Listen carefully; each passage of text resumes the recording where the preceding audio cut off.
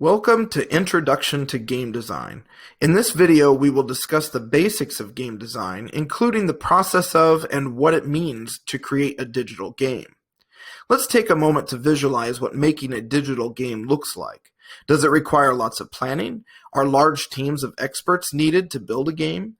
Is this a simple and straightforward process, or does it take many months to plan and complete? The answer to these questions is a resounding yes. The truth is that when it comes to game design, the worlds that you can create are pretty much endless. This means that the intricacies, such as the size of your design team or length of the build-out process, are only bound by the type of game you'd like to build and the limits of your imagination. So as you can imagine, there are many components necessary to building a game.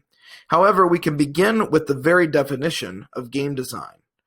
We can start off by acknowledging the terms game development and game design. Quite often the two are used interchangeably. However, it's important to note that they are very different. The term game design concerns the conceptual aspects of creating a game.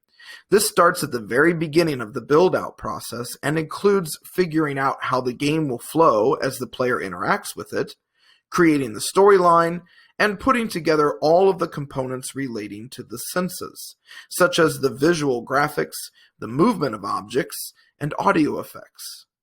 Alternatively, the term game development concerns the technical aspects of creating a game. Here is where all of the objectives established by the game designers are put into action. This involves the creation of code to bring the game to life, as well as fixing the glitches and bugs that might occur. So, where do we begin? As you would imagine, the process of learning how to create a game from beginning to end can be a huge undertaking. In order to develop a game, one would need to learn and become proficient in at least one of the many programming languages and frameworks that lend to the development of a game. However, the purpose of this course is to introduce you to the very fundamentals of game design, where hopefully you will be able to take the knowledge acquired and apply it towards your journey of game development education in the future. So let's take a deeper look at designing a game.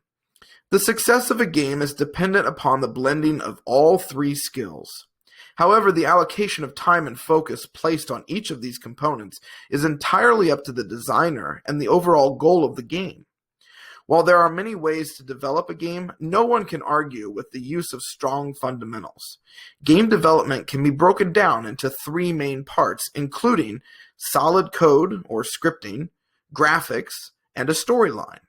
While code is either non-existent or kept to a minimum in the design process, designers can benefit tremendously from learning how to do so in order to have a holistic understanding of the game they are creating. For example, take a look at the following games called Among Us and Spider-Man. At first glance, the two games couldn't be more different. The graphics of Among Us are clean and make use of primary and secondary colors, while Spider-Man Miles Morales provides extensive detail and depth. The first is multiplayer and is available through mobile apps, while the other is single-player and available through newer PlayStation consoles. On the other hand, they have more in common than you'd think. They both possess engaging storylines, include smooth scene transitions, have won awards for product design, and are well received among different cultures and age groups. This is all evident in their recognition from TGA and BAFTA, none of which would have been possible without a solid trio of code, graphics, and a storyline. One of the best methods of gaining exposure to game code or script is by choosing to create your own game with the assistance of a game engine. A game engine is a very helpful editing platform that is designed for the creation and development of video games. It holds all of the logic, scenes, and components needed for the game. You can think of this tool as the word processor to an author's book. Theoretically, the process begins with the author opening a word processor to create their story. Here, they're able to write out their story, create chapters, change font, format the text, and make all the changes that are necessary to get their story just right. Once it's complete, the final draft will be submitted to be published. The concept is very much similar for the game designer's process.